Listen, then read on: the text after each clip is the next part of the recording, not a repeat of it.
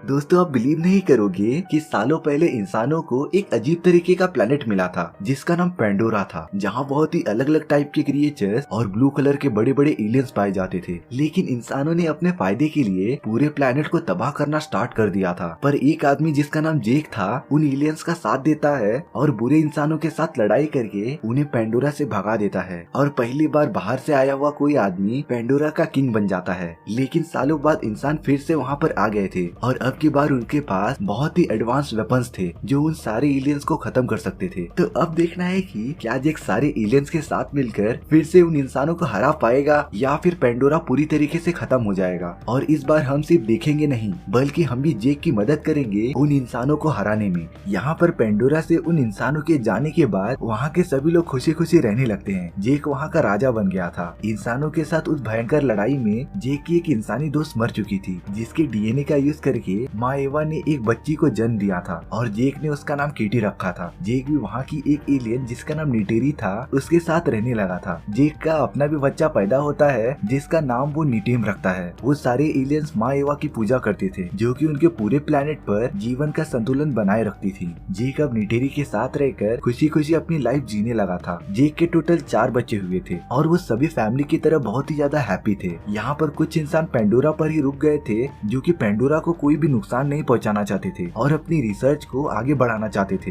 वो कर्नल जिसने इंसानों के साथ मिलकर पेंडोरा पर हमला किया था वो मर चुका था, लेकिन उसका एक छोटा सा बच्चा बाकी लोगों को मिल गया था। तो वो सब कर्नल के बच्चे को पालने का डिसाइड करते हैं और उसका नाम स्पाइडर रखते हैं। स्पाइडर तो हमेशा जेक के बच्चों के साथ खेलता रहता था और उन्हें देखने पर ऐसा लग ही नहीं रहा था कि वो अलग अलग प्रजाति के हैं, क्योंकि जेक के बच्चे भी उसके साथ काफी ज्यादा खुश थे। लेकिन यहाँ पर जेक की वाइफ नटेरी स्पाइडर को अपने परिवार का हिस्सा नहीं मानती थी, क्योंकि उसके फादर ने पिछले टाइम पेंडोरा को काफी ज्यादा नुकसान पहुंचाया था और वो ये बात कभी नहीं भूल सकती थी। जेक अपने सारे बच्चों को खुद ही पेंडोरा पर रहने का तरीका सिखाता है और उन्हें शिकार करने का सही तरीका सिखाता है। लेकिन कहते हैं ना, हैप्पीनेस लाइफ का सिर्फ एक ही पार्ट होता है। एक दिन जैक और नटेरी देखते हैं आसमान से बहुत सारे तारे नीचे गिर रहे हैं और सच में वो कोई तारे नहीं थे बल्कि वो इंसान थे जो कि पेंडोरा पर वापस हमला करने आ रहे थे और वो इस बार सभी चीजों के लिए तैयार थे। उन इंसानों ने अपने वेपन्स को इस तरह डेवलप किया था कि उनके सामने आने वाली कोई भी चीज वो पूरी तरीके से तबाह कर सकते थे। और जिन चीजों की वजह से वो उन एलियन से लास्ट टाइम हारे थे उन लोगों ने उसका भी सोल्यूशन निकाल लिया था, जिसका यूज करके वो अब वापस पेंडोरा पर हमला करने वाले थे। उन लोगों ने तो पेंडोरा पर हमला करना स्टार्ट भी कर दिया था। वहाँ के पूरे जंगल जला दिए थे। पेंडोरा के सारे एनिमल्स और क्रिएचर्स यहाँ से वहाँ भाग रहे थे, जिसमें कि वो सारे एलियंस कुछ नहीं कर सकते थे क्योंकि उन इंसानों ने पेंडोरा पर अचानक हमला किया था और उन सारे एलियंस की प्रजातियों को इस बारे में बिल्कुल भी पता नहीं था। यहाँ पर उन इंसानों के लैब में एक अवतार उठता है और वो वहाँ के सभी लोगों को मारने लगता है और तब पता चलता है कि वो अवतार उसी कर्नल का है जिसे कि नटेरी ने मूवी के फर्स्ट पार्ट में मार दिया था। लेकिन लड़ाई में आने से पहले उन लोगों ने कर्नल की सारी मेमोरीज और डीएनए का यूज करके एक अवतार बना लिया था और अब कर्नल को अपना अधूरा काम पूरा करना था, जो कि था जेक को मारना और पूरे पेंडोरा को अपने कब्जे में कर लेना। जेक अपने कुछ साथियों के साथ उन पर हमला करते रहता है और उन इंसानों की टेक्नोलॉजीज को खत्म करता रहता है और ये सबसे अच्छा वे था क्योंकि इसी तरीके से वो इंसानों को कमजोर कर सकते थे। और अगर मेरी मानो तो उन इंसानों को टक्कर देने का सिर्फ एक ही रास्ता था, उनकी ही टेक्नोलॉजी और एडवांस वेपन्स उनके ही खिलाफ यूज करना। और ये सेम चीज जेक और बाकी सब करते हैं। उन लोगों ने एडवांस वेपन से भरी ट्रेन को तबाह कर दिया था और उन सारे वेपन्स पर कब्जा कर लिया था। जेक का बेटा नीटिम भी अपने फादर के जैसा बनना चाहता था, तो वो इंसानों के खिलाफ बगावत में उसका साथ देना चाहता था, इसीलिए वो उसके साथ आया था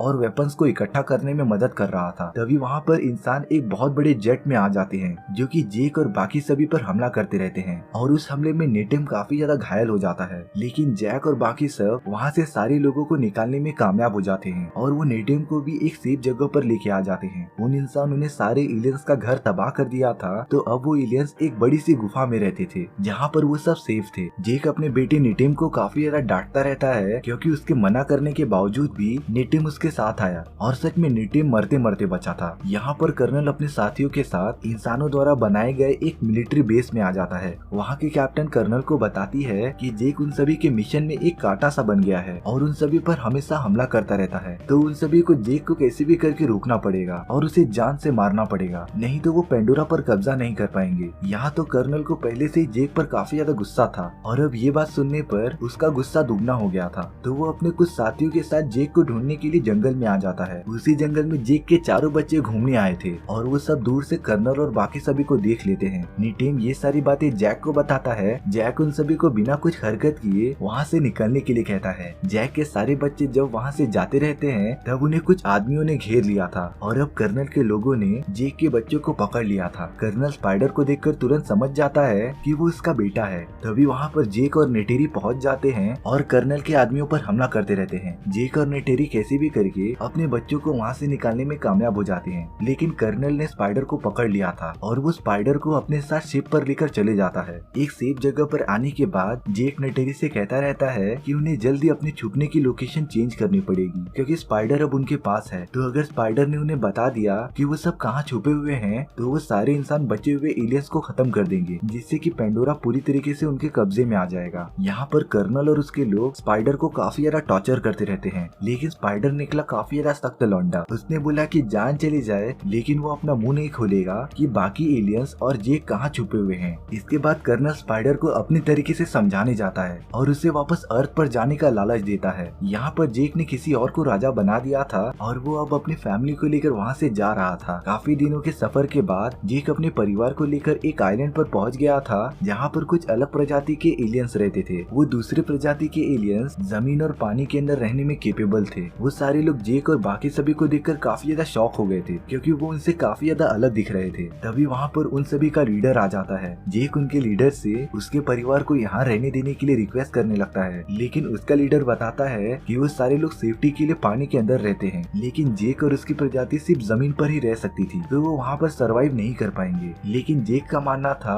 कि अगर वो थोड़ी सी प्रैक्टिस करें और पानी के अंदर रहने की ट्रेनिंग स्टार्ट कर दें तो वो भी उनकी तरह पानी के अंदर अच्छे से सांस ले पाएंगे। इसके बाद उनका लीडर मान जाता है जेक को अपने यहाँ रहने देने के लिए। वहाँ का लीडर अपने लोगों से जेक और उसकी फैमिली की मदद करने के लिए कहता है ताकि वो उन्हें पानी में रहने की ट्रेनिंग दे सके और उसी दिन से ही उन सभी की ट्रेनिंग स्टार्ट हो जाती है। स्टार्टिंग में उन लोगों को काफी ज्यादा परेशानी हो रही थी और वो तो पानी के अंदर ज्यादा टिक ही नहीं पा रहे थे। वहाँ के लोग उन्हें पानी के अंदर सांस लेना और पानी के एक क्रिएचर पर सवारी करना सिखाते हैं। जेक को भी स्टार्टिंग में काफी ज्यादा प्रॉब्लम हो रही होती है, लेकिन वो सब धीरे धीरे इम्प्रूव कर रहे थे और उन सभी को वहाँ के एनवायरनमेंट में रहने की आदत हो गई थी। यहाँ पर कर्नल स्पाइडर के साथ अपने लिए एक इकरान चुनने आया हुआ होता है जो कि बहुत बड़े उड़ने वाले क्रिएचर्स होते थे और वो अपनी लाइफ में सिर्फ एक ही बार अपने ओनर को चुनते थे। कर्नल उनमें से एक इकरान को पकड़ने में कामयाब भी हो जाता है। यहाँ पर जेक और बाकी सभी की ट्रेनिंग चालू रहती है और वो सब काफी ज्यादा अच्छा परफॉर्म कर रहे होते हैं। यहाँ पर किटी का कुछ लोग मजाक उड़ाते रहते हैं और उस पर हंसते रहते हैं। तभी इसी बात पे नेटिम और उनकी लड़ाई हो जाती है जो कि सही भी थी। एक भाई कैसे अपने बहन की बेइज्जती सहन करेगा, लेकिन जेक उन्हें बताता है कि उन्हें इस तरह लड़ाई नहीं करनी चाहिए क्योंकि उन सभी को यहाँ पर हमेशा के लिए रहना है तो उन्हें सभी से दोस्ती बनाकर रखनी पड़ेगी। इसके बाद नेटिम उन लोगों से माफी मांगने चले जाता है और उनके तरफ दोस्ती का हाथ बढ़ाता है। वो लोग नेटिम को माफ कर देते हैं और पक्के दोस्त बन जाते हैं। वो सारे लोग नेटिम को लेकर एक जगह पर आ जाते हैं जहाँ पर वो हमेशा शिकार करने आया करते थे। जब वो सब पानी के अंदर चले जाते हैं तो वो नेटिम को एक मछली पकड़ के दिखाने के लिए कहते हैं। नेटिम तो शिकार करने चले गया था और तब पता चलता है कि ये सब एक चाल थी और वो लोग नेटिम को छोड़कर वहाँ से भाग जाते हैं। नेटिम तो शिकार करने में बिजी था और तब जाके उसे रियलाइज होता है कि उन लोगों ने उसे अकेला छोड़ दिया है। नेटिम को तो उस आइलैंड पर जाने का रास्ता भी नहीं पता था और अब वो बुरी तरीके से फंस गया था। तभी उस पर अचानक पानी में से एक बहुत बड़ी खूंखार मछली उस पर हमला कर देती है जो कि नेटिम को पूरा खाना चाहती थी और वो उसका काफी दूर तक पीछा करती है। ज्यादा देर तक पानी में रहने की वजह से नेटिम की सांसें फूल रही थी, इसीलिए वो तुरंत ऊपर की तरफ जाने लगता है। पर वो मछली तो एकदम सामने ही थी और वो नेटिम पर हमला करने चली आती है, लेकिन तभी एक बहुत बड़ी व्हेल उस मछली पर हमला कर देती है और उसे मार देती है। काफी ज्यादा देर तक पानी में रहने की वजह से नेटिम बेहोश होने लगा था और वो पानी के अंदर जाता रहता है, लेकिन जब थोड़ी देर बाद उसकी आंखें खुलती हैं तो वो अपने आप को उसी व्हेल के ऊपर पाता है जिसने की नेटिम की जान बचाई थी। नेटिम व्हेल का शुक्रिया अदा भी करता है और वो देखता है कि व्हेल के ऊपर एक नुकीला ऑब्जेक्ट लगा हुआ है, तो वो उस व्हेल के बॉडी से उसे निकालता है और उसे दूर फेंक देता है। और इसके बाद तो मानो वो व्हेल नेटिम को अपना दोस्त समझने लगा था। वो व्हेल नेटिम को लेकर उसके आइलैंड के पास आ जाता है और उसके फैमिली के पास छोड़कर चला जाता है। यहाँ पर जेक और सारे लोग काफी टाइम से उसका इंतजार कर रहे थे। जेक नेटिम को डांटता रहता है कि उसे इस तरीके से गायब नहीं होना चाहिए। जब लीडर को पता चलता है कि उसके बेटे ने ही नेटिम को पानी के अंदर फंसाया था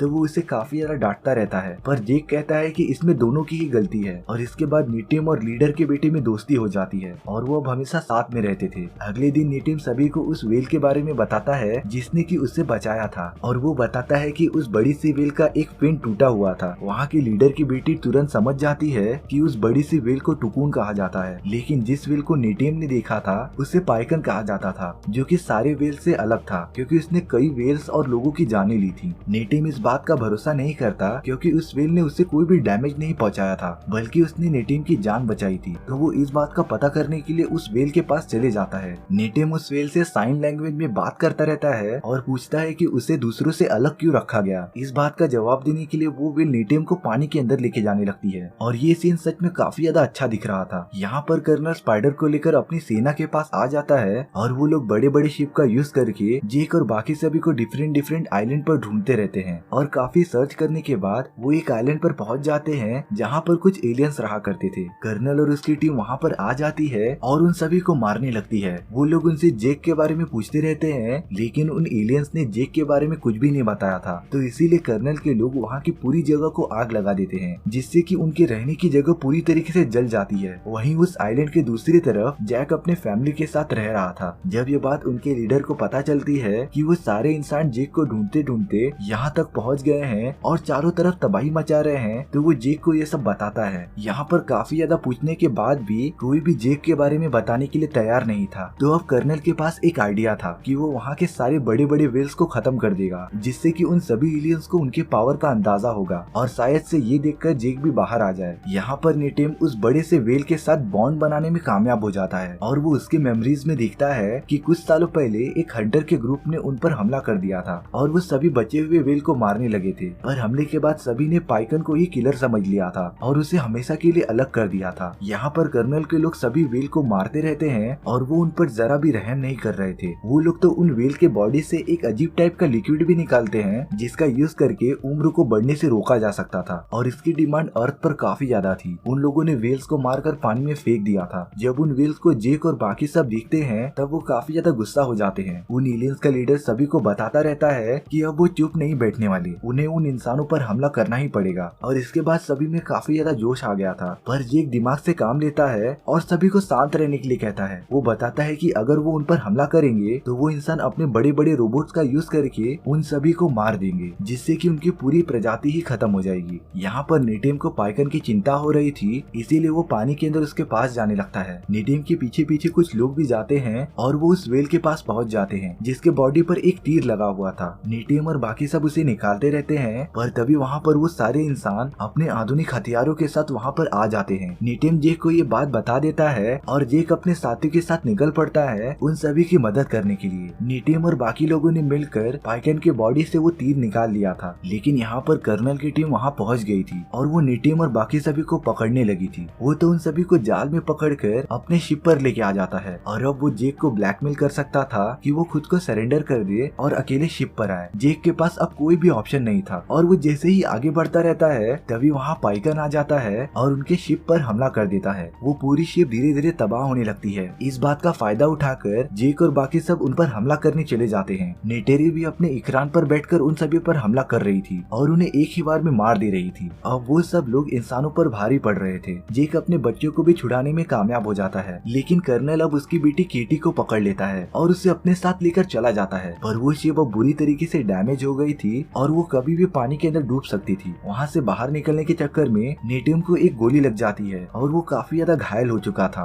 कुछ देर बाद नेटिम मर जाता है, पर किटी अभी भी कर्नल के कब्जे में थी। ये सब होने के बाद जेक और नेटेरी काफी ज्यादा गुस्से में आ गए थे और वो शिप पर चले जाते हैं उन सभी पर हमला करने के लिए। वो अपने सामने आने वाले सभी को मारकर आगे बढ़ते रहते हैं, जैसे कि उन पर कोई भूत सवार हो गया हो। और जेक अब कर्नल के पास पहुंच जाता है, जिसने की केटी के गले पर चाकू रख दिया था। पर यहाँ नेटेरी स्पाइडर को मारने की धमकी देती रहती है और ये देखकर कर्नल किटी को छोड़ देता है। वो पूरी शिप धीरे धीरे पानी के अंदर डूब रही थी और अगर वो जल्दी यहाँ से बाहर नहीं निकले तो वो भी शिप के साथ पानी के अंदर डूब जाएंगे। तो नेटेरी और बाकी सब वहाँ से बाहर निकलने लगते हैं और जेक यहाँ पर कर्नल से अकेला फाइट करते रहता है। उन दोनों में बहुत ज्यादा लड़ाई होती है, पर जेक ने उन नए प्रजाति के एलियन से काफी अच्छी फाइटिंग टेक्निक सीख ली थी, जिसका यूज वो कर्नल को मारने के लिए करता है। और जेक कर्नल को मारने में कामयाब भी हो जाता है, पर उसे भी तुरंत वहाँ से बाहर निकलना पड़ेगा क्योंकि वो शिप आधे से ज्यादा डूब चुकी थी। यहाँ पर नेटेरी भी पानी के अंदर फंस गई थी, पर वहाँ केटी आ जाती है और बाकी सभी को बाहर निकलने का रास्ता बताती है। जेक भी यहाँ पर सही सलामत सलामत बाहर निकल जाता है। स्पाइडर अपने फादर की हेल्प करता है और उसे सही सलामत पानी से बाहर निकालता है। कर्नल अभी तक मरा नहीं था, वो अभी भी जिंदा था। वो स्पाइडर को अपने साथ आने के लिए कहता है, लेकिन स्पाइडर कर्नल के साथ नहीं जाना चाहता था और वो वापस जैक के पास चले जाता है। जैक यहाँ पर सभी लोगों के साथ होता है और वो अपने मरे हुए बेटे नेटेम को माँ एवा के पास रख देता है, जिससे कि उसकी आत्मा को शांति मिले। और अवतार द वे ऑफ वाटर की स्टोरी यहीं पर खत्म हो जाती है। सो व्यूअर्स, आपको ये स्टोरी कैसी लगी प्लीज कमेंट सेक्शन में बता दो। और अगर आपको मेरा एक्सप्लेनेशन 1% भी अच्छा लगा हो तो वीडियो को लाइक एंड चैनल को सब्सक्राइब जरूर कर लेना, क्योंकि इससे मुझे मोटिवेशन मिलता है आपके लिए इसी तरीके की मजेदार स्टोरीज लाने के लिए। तो मिलते हैं नेक्स्ट वीडियो में। सी या।